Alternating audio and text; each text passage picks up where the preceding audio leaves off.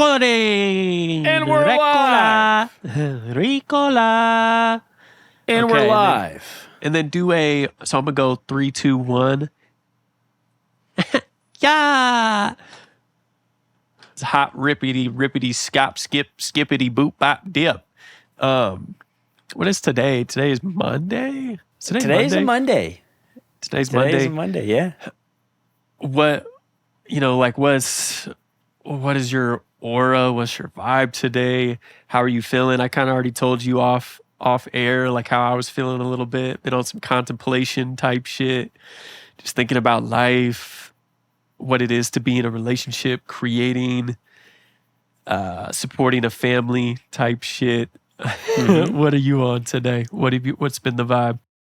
Before I even speak on myself, welcome back to another episode. Like, Come on. I can't even, bro, it's not going away. Like, my excitement to record these episodes, every time we get going, I'm just like, oh yeah, this is so freaking cool. But yeah, thanks for everybody for being here. We got a little cool podcast for you coming up. We're going to be talking about some production. So if you like the ins and outs of how music is made, or just a fan of music in general, stick around. We got some good stuff coming right up. But the vibes today, I really just had work. I worked from 8 to 5, and it was a chill day. Just hung out with the doggies. Yeah, I just was working. I just felt kind of normal today, to be honest. Nothing crazy. Totally. Yeah. I feel like, my vibe, I definitely hear that. I have days like that all the time, I think, where it's just kind of like on some normal dude shit, like just getting the workday done, maybe creating a little bit, maybe not, kicking it with the dogs, whatever. And yeah, like I said, today, a little more contemplation, a little more like, just like yelling out some energy, doing some push-ups, like jumping jacks, just like moving the body. And I think even when I'm working and I'm walking a lot and doing different things, like if I don't prioritize that, which is something we've touched on many times, I feel like I just need to release and like yell and do something very aggressive, like 50 push-ups, or you know what I'm saying? Just something to churn my system and clear out any muck that might be left over from like last week or something, I feel like that's crucial. Dude, it's so crucial. Like, I go through these time periods where I don't like hold that feeling or want to like get that energy out, where I don't honor that. And I sit there on my phone for the rest of the night, or I'm like, nah, I can go to the gym on Saturday, or just whatever it is. Like, when I don't honor that need to exert that energy, it directly correlates with my anxiety, bro. Like, when I don't let that out, and when I'm anxious, that leads to me being not fun to talk to, fun to be around, because I'm more in my head. I'm more, like, maybe a little more snappy than normal. And bro, it's just something that you have to honor, bro. Because if you don't, it really affects your mood, especially for me. Oh my gosh, it's like an aura cleanse, I watch a lot of anime, and I feel like aura is something I'm very aware of. Like, what is my energy doing and how is it affecting other people? And it's like, bro, when I don't honor that call, because bro, at the end of the day, I'm human. I don't honor it every time, but I feel like I'm paying like almost like a long-term debt. It feels like when I don't do that, because it's such a long game. By honoring that call, it's like I'm paying down like a debt, or I'm trying to think the best way to put it, but it just feels like I'm investing in my future is probably the best way I could put that. And it's easy to not see that when I'm zoomed in and I'm ignoring that call, and maybe, like you said, looking at my phone, whatever it may be. But I'm just like, man, like there's just so many other better things to do, apart I guess besides looking at the phone as a distraction especially when my body needs to move, and it kind of segues and trickles into what I want to get into today, being the production stuff. How do you pick and choose your fucking beats? Because, and this is something we've never really talked about in detail, but I'm curious because everything that you choose and siphon through and everything that comes my way is dope. It's just A plus on all the beat selection. So I'm curious what your process is like to scour and find these beats that just knock, that inspire these songs. Dude, I am so excited to talk about this, bro, because looking for beats is one of my favorite things to do. Like, so obviously I love music to death, but it's almost to the point where I spend a large majority of my time looking for beats rather than looking for new music by other artists now. Like, it used to be the inverse, because when I was in high school, I was always on my release radar on Spotify looking for new artists, like going through it's like automated recommendations for you, like always listening to them. So I've always had a bone to like find new music in my body.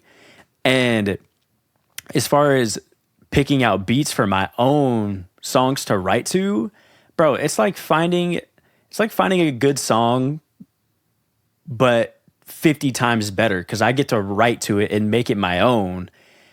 And so let me just put y'all on some game real quick. If you have ever thought about making music and you want to just try and write to a song in your free time, bro, go on YouTube and think of 2 artists that you love artistically, the production side of things, and type in the first person's name, the second person's name right after, type beat, and then hit enter. You will guaranteed within 5 videos that pop up in that recommendation, find a beat that will inspire you. I promise, dude.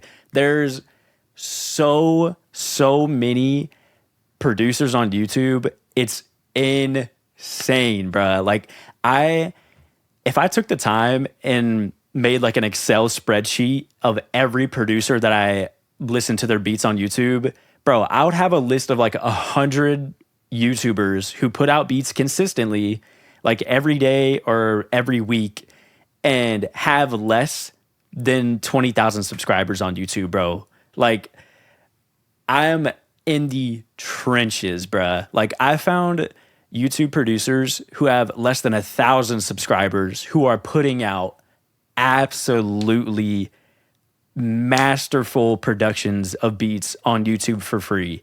And now, I say for free, a lot of the times in the title it says free, but if you were to want to put this song out onto any streaming platform, you have to buy a lease. But at the same time, for me, when I was stepping into creating music, I had no idea how to produce, so that's what I gravitated towards, was YouTube beats. And I could justify spending $25 to $75 on a lease so I can put out a song. To me, that's nothing, bro. I just made a song that I absolutely love that has top tier production, and I'm only paying $25 for it. Like, that's a no-brainer in my eyes, especially when you're starting out creating music. And yeah, there's just so many things that it's hard to put words to as far as what makes me pick a certain beat to make a song to. It's just more so of a feeling. And you could probably speak on this too, but the amount of time that we both spent listening to music growing up, listening to incredible artists, going into these niches that you find artists that are undiscovered but incredibly talented, who push boundaries with production, who have masterful engineers mixing their songs for them. I think you could probably speak on it better because you have a more technical side than I do because I've only been doing this for a year making music, and you have way more experience on me. So speak on the technical side of things of what makes the ear gravitate towards certain sounds rather than the other sound that people will most likely skip over, even if it's a well-written song. Yeah, for sure. I think it all comes down to like this big overarching theme of sound selection. Dialing in sound selection is a crucial step in production. Probably, of course you got to have a good drum pattern, especially for programming your drums. If you're a drummer, it's got to groove to me. I feel like for you and me, we probably have our own prerequisites that we just don't even think about. But when we hear it, we're like, oh, that's it. That's, what I'm saying, whether I'm creating it. And this is actually kind of like a little secret I've never told anybody before. But I've actually probably in my entire life of when I started creating music, I don't know if I've ever looked on YouTube for YouTube beats.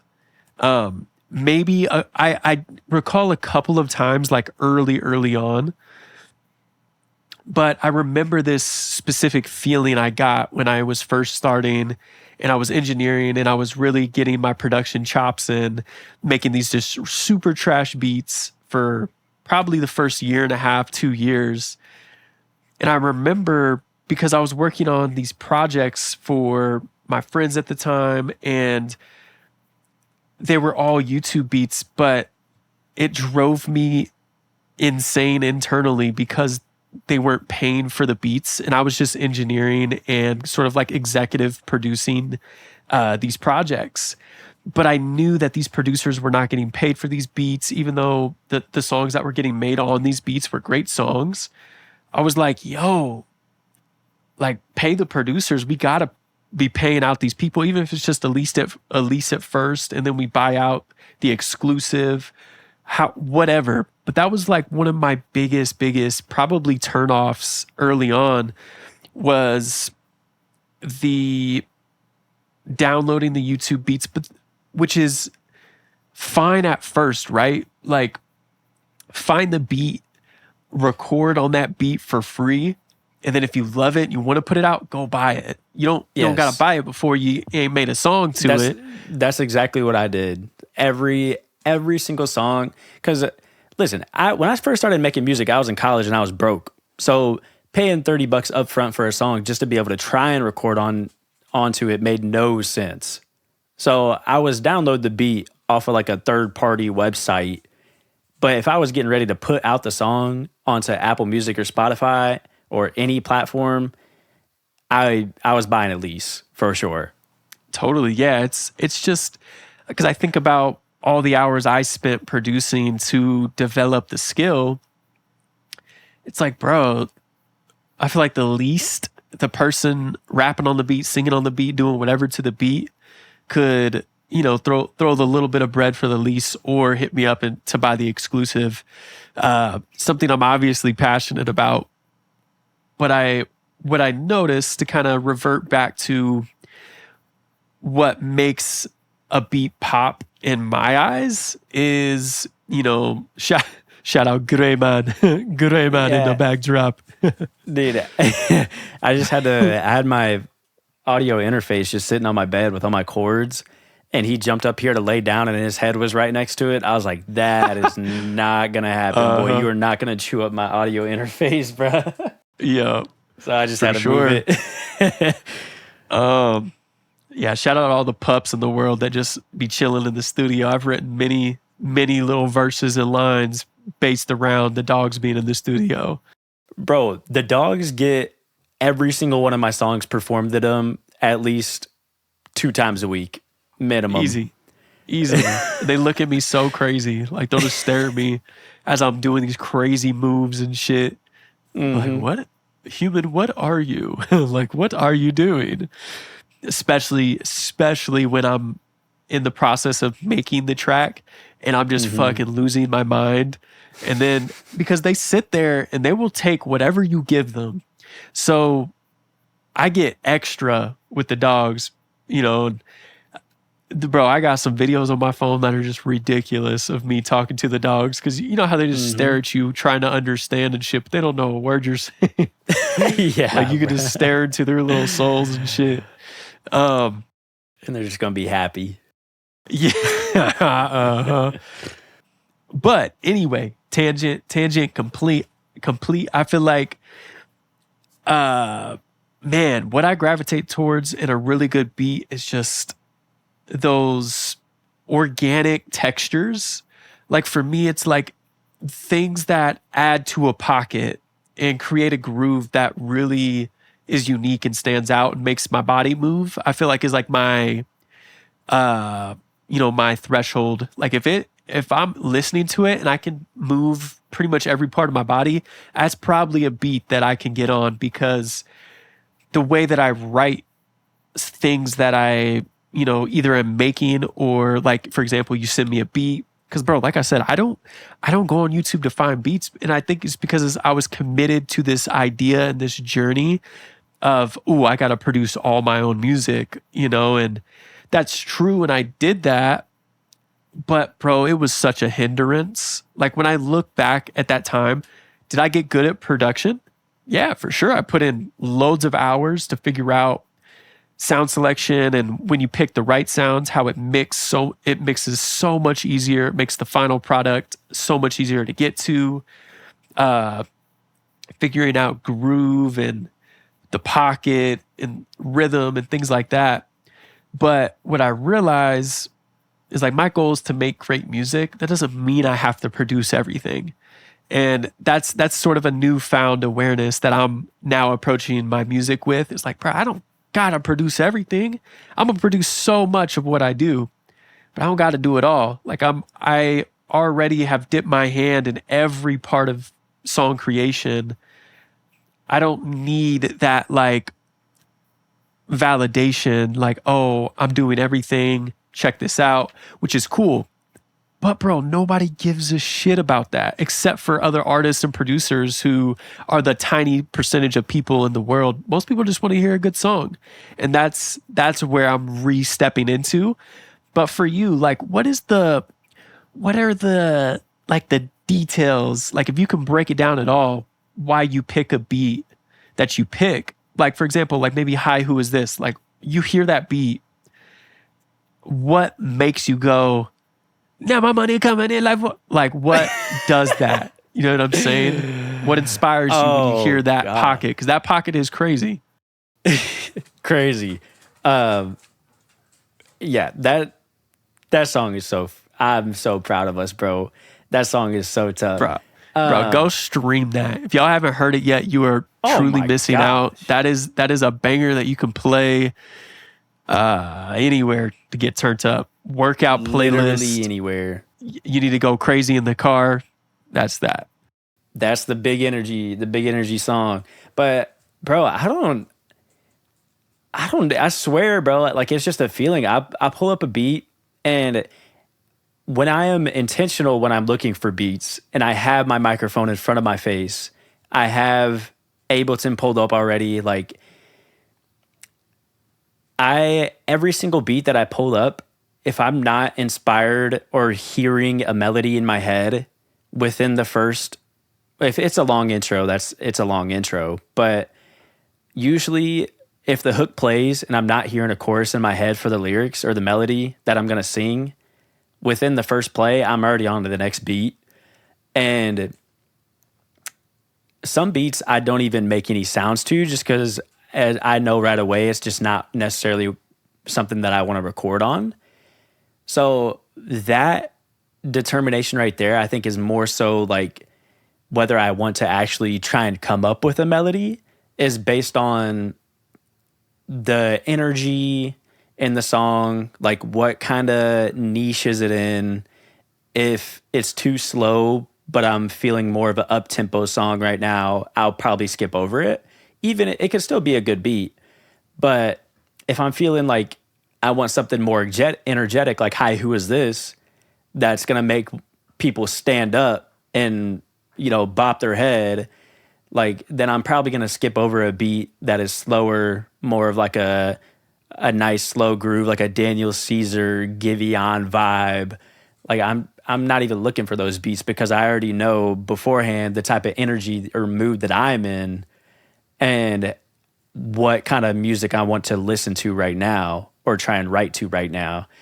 And then, bro, like I said earlier, like within that first 15 to 20 seconds, like the hooks starts to play, I almost know instantly, bro, I get that feeling. I'm like, okay, yep, this is the one. I go download it super quick, throw it into Ableton, set the BPM in my session. And bro, I typically go to the hook and find where the hook is at and record the first thing I think of as far as the melody goes. And more often than not, sometimes it takes me a few tries to get the melody down, but more often than not, bro, it comes really quick. And I think that's a part of, one, just trusting that I can write a good hook, and two, the beat is so good that, bro, these instrumentals just be writing themselves, bro. Like, if you really listen to an instrumental or listen to really any song that's out, you listen to the melody that's in the hook for whatever artist is singing, there's probably an instrumental piece within the actual beat itself that is, if not the same exact note that they're singing, something that contrasts it perfectly. And once you kind of understand that as a songwriter, you know what kind of melody to sing on a hook, or the notes that you should be hitting, or the overall feel of where you should go with it. And because it's so often you'll hear, for a lot of the times it's a guitar. You hear a guitar in like a indie like pop song, and the chords of the guitar in the hook it's what the artist actually sings, maybe at a lower octave. And like I said, bro, the beats just write themselves. Obviously, like, I'm the one sitting here singing, but man, if I get the stank face within 15 seconds, bro, I'm recording to it. Like, Yeah, there's it's a no wrap. question. Well, and that's a testament to your ability to feel, like, because everything you're describing, it allows one to say that you respond to the energy, like you're responding, you're feeling. There's not a like premeditated idea that you go, like you're just going through. It's like, bam, this is it. And then based on the response that you get from the beat, the instrumental, that's how you run on it. And I feel like I would say I'm similar in that way as well. It's like, I think by being feelers that we are, it's very responsive. It's very, how does this make me feel? And then just letting it go. Like, bro, I haven't written anything for any of my songs in the last, I've only written part of one song ever that I've released ever. And I'm sure you're probably fairly similar, like just going, feeling, recording, like punching and writing it that way. Do you write it all? Oh, yeah, as far as lyrics? Yeah. Lyrics, hook, anything. Yeah, so this is... Hold on, Grady might be stuck over here. Oh, no, he's good. He's good. Bro, so over here, like in my backdrop, the little gap between my bed and the window, he literally got stuck in it last night. Bro, I had to pick him up and like move my bed. He was just looking at me like... He didn't know what was going on. But yeah, as far as writing actual lyrics to songs, so I kind of mentioned it or touched on it a little bit when how I say I just come up with melodies. So a lot of the times when I do find a beat that I love and I'm recording on it, the lyrics don't fully come to me. I'll typically say some words with the melody that I'm singing, but most of the time it doesn't really make sense. They're not lyrics that would necessarily resonate with somebody, but I know the melody's there. So I'll kind of take what I have as a rough draft. And sometimes if I'm really struggling with finding the lyrics, I'll just loop that section of what I sang and kind of count the syllables, feel it out a little bit, and then match words with whatever melody that I'm singing. And that's my main writing process. And then if I can't necessarily get the performance side of it down, like I can't get a good take of my vocals, while trying to write in my head, because that's the thing. Like when I'm trying to write in my head, but at the same time get the cleanest vocal take that I can get, I struggle. So a lot of the times I'll write down the sentences on my phone, and it just helps me keep track of the notes that I should be singing and like how long I should be singing them based on how many syllables are in each word.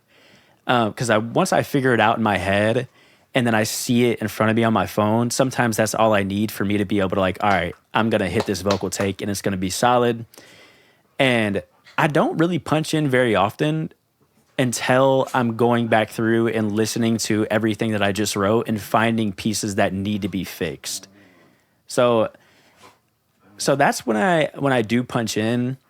Most of like my verses and stuff, really all my songs, I freestyle the melody and then come back and write lyrics too after, and then just hit record and like record a big chunk of the verse or record the entire hook. I don't punch in a lot because I don't think it's natural. And also at the same time in my mind, I'm like, I'm gonna have to perform this one day. Right. And right. if I can't record it with one take going all the way through with it sounding really good, then I'm not necessarily going to gravitate towards that, because I know due time when it comes, I'm on that stage and people are counting on me to perform a song the way it should be performed. And I'm like having to take a breath mid-sentence or something. Like that's... You're like gasping. Yeah, that's not going to sit well with me. So... For sure. For sure. Well, and a lot of what we do, I feel like, I mean, everything you're saying, it just draws me right to the fact that you're just a feeler. Like you're feeling out the melody, and then you feel the melody that you recorded and place the lyrics and like puzzle piece it in, and then you just run through.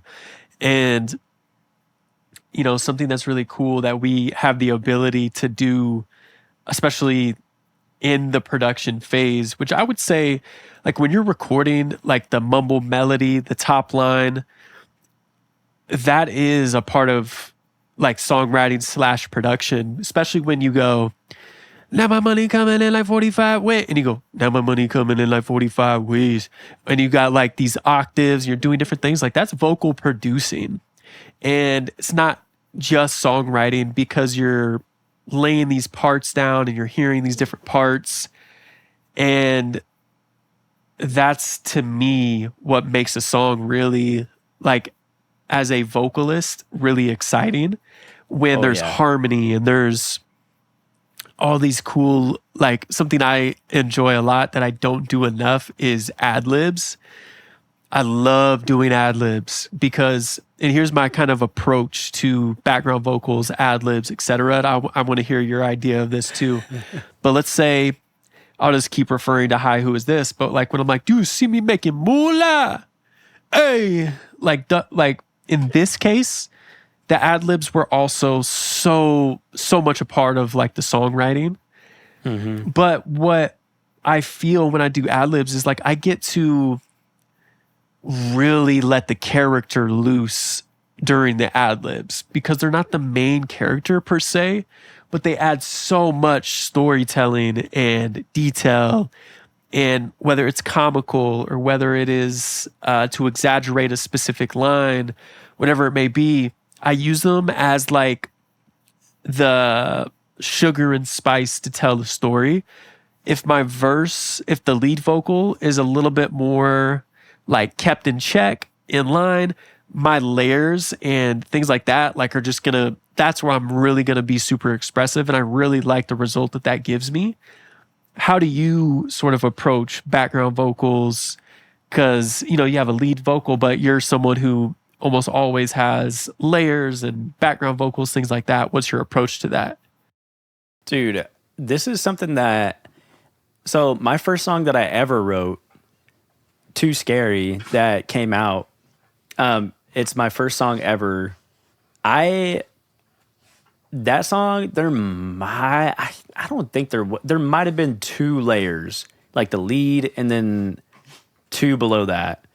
And If that, I'm pretty sure, I feel like that was maybe 3 vocals total. Because I remember the sessions, you know what I'm saying? That might have been maybe you had some layers, perhaps. But that was a pretty sparse song.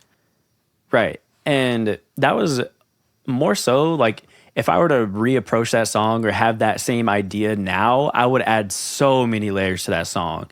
And bro, that is something that I think is literally my favorite part, and takes a song from being good to really, really good and memorable. Like, you're never going to forget this. And bro, the dogs are destroying my bed behind me right now. They're pissed. You ain't giving them no attention. They're just playing on the bed. But yeah, so when it comes to layers, it's really just another thing that kind of comes down to a feeling. I have no idea where I learned it from, because I don't have any music theory knowledge. If you asked me to write or take a test on music theory, I would fail it in a heartbeat. But you get me on a track and I can come up with 3 different harmonies for a hook. I can come up with a low octave, the high octave. Like, bro, I don't even know the terms of some of the melodies that I've come up with breaking off the lead vocal, but I still perform them somehow. And it just goes back to me listening to so much music and just kind of knowing, or like feeling it out, knowing what's going to sound good in the situation. And bro, once I layered for the first time and put a low octave on my hook and did like a harmony that was different notes from the actual hook itself, and timed it up and listened to it back, bro, it took my songwriting to a different level. It makes it so much more fun. You can add so much more feeling into the song, and oh my God, I love it. But ad-libs, that's something that I honestly like. I don't really do a ton of ad-libs, and I think it's because I'm never really intentional. I'm never like, okay, let me go in and add some ad-libs real quick, which it's more common in like a hip hop song, if you're recording that, to go through and throw in some ad-libs. Like the Migos put ad-libs on the map before. Like, their ad-lib game was just crazy, bro. Like, insane. Generational ad-libs, like top 3 ad-libs of all time in existence. Mama! Like, Yeah. their ad-libs were just insane. But like, when I'm doing my songs, and I do have some ad-libs in my songs, I'm not saying I don't have any, because I mean, they're there, but I genuinely come up with the ad-libs like unintentionally somehow. Like, I'll just be doing a take of the lead and like doing a double, which is the exact same thing as the lead, and then I just record it all the way through. And as I'm recording, like, I'm just in the groove, in the feel, and then I'll say something, or even as little as something as like taking a breath in a spot where an ad-lib could be, and then I'm like, oh wait, something needs to be there. And then I go back and add like a word or something, and it just fits. And that's really just the songwriting process. Like, and the unintentional, not even mistakes. What does Bob Ross say? Like, there's no such thing as mistakes or something like that. Yeah, like, some shit. Well, bro, and it's like we're not. Yeah, no, I forget too, but no, it's something like that. Like, where he just like, bro, art is a boundaryless, limitless thing that we get to create in. And for you and I, not growing up knowing music theory, that's sort of like, it's a confinement in a way, because like, think about this. If for every melody we sang, we're like, ooh, we can do a 3rd harmony, we can do a 5th harmony, we can do the 7th, whatever. like if I had that in my Rolodex of just information, I would always be thinking the same thing. But because, for example, because you don't know what a third harmony is or a fifth harmony is or whatever, it's like you just go and get harmonies. And that's what makes it magic to me, and sort of this limitless expression, because you're going to pick harmonies that someone who is very trained in music theory and is picking these specific harmonies will not pick, because they're incorrect, or they don't follow a certain guideline, or they don't follow this specific structure. But bro, that's the magic in, the fact that we don't know that and have all that information. That's the beauty, because then it lets us just run free, and we're like, ooh, because bro, like I'll sit here, I'll sing one note, and then I'll just go da like which one works, like which one feels good to me, which one moves my soul, you know what I'm saying? And that's my guide. And and I think again, that's just another way in which you inspire me in all the ways, because you don't have there's not much you don't have like some schooling or foundation of all this just information. It's all feeling. And for me, I'm that way in a lot of areas, but I've spent so much time like I know the engineering textbook. I know that shit. I know specific teachings and all of these different things. And sometimes that confines me. And what I'm actually in the process of doing is unlearning that stuff to re-experience just the freedom. Because now that I have all the tools, it's actually the unwiring process. Because it's like, bro, what good is the tools if everybody uses the same tools and is spitting out the same product? That's not as fun to me as everybody having the tools, but then saying, okay, now let me get out of the way and just feel my way through this whole thing. It's like, that's the shit. And I feel like, to kind of circle it back to the production and sound selection and making the songs, when we hear those instrumentals or when I'm creating an instrumental, bro, it's all feeling. You know what I'm saying? And the feeling writes our songs. And I think that's one thing that we both have in common. There's not some structured, institutionalized, formulaic equation that we're writing these songs. It's purely feeling. And I think that's one of my favorite parts about how we both create. So when we come together and collab, it's like we're going to bring a feeling, even when we bring two different feelings. Like, that's the coolest shit, man. So tight. Dude, it's collaboration is so freaking cool, dude.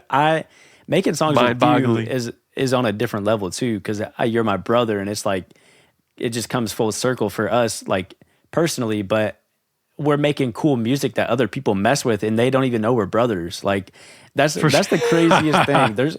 There's hundreds of people, probably thousands of people that have listened to Out of Zoo or Hi, Who Is This, that have no idea that Sunchiyami and Balsi are brothers. And it's so tough. That just makes it cooler for like the handful of people that do know.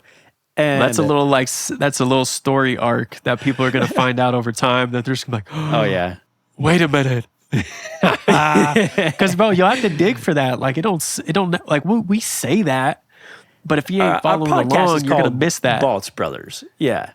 You're gonna miss it if you aren't locked in for real. But hey, real quick, this is the most legendary arc y'all are ever gonna embark on.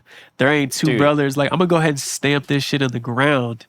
Like two brothers that are doing hip hop, R&B, singing and rapping, doing the doo wop all over this shit. There's just not two brothers that are doing it. Now, I'm not discrediting acts like the Everly Brothers, like these dudes from like the 60s to the 70s. I know Clips, I think they're brothers. Pusha T and Malice, they might be brothers. I don't know. But that's like, nobody's doing this the way that we're doing it. And I just want to say, I don't need to wait for nobody to tell us that. I'm saying that.